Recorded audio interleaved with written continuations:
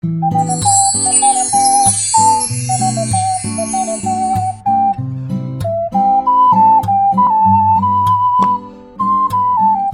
常料理的特色就是食材简单，做法容易，但要从简单的食材做出美味的料理就不容易了。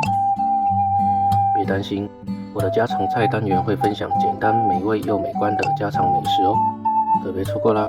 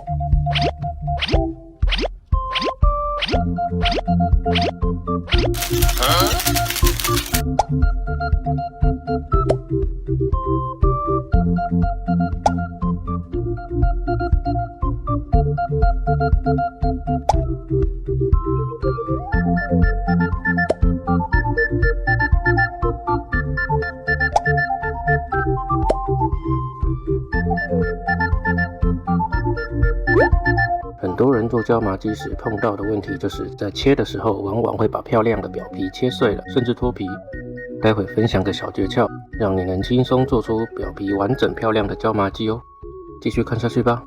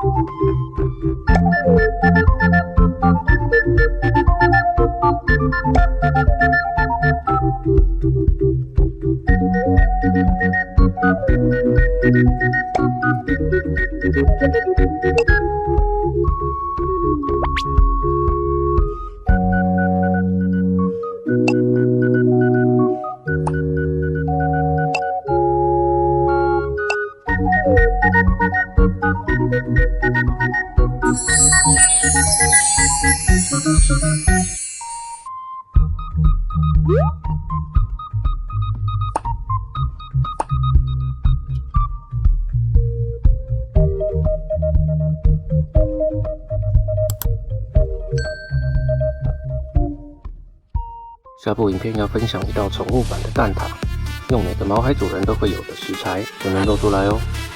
按下订阅就不会错过啦。那我们下次见喽，拜拜。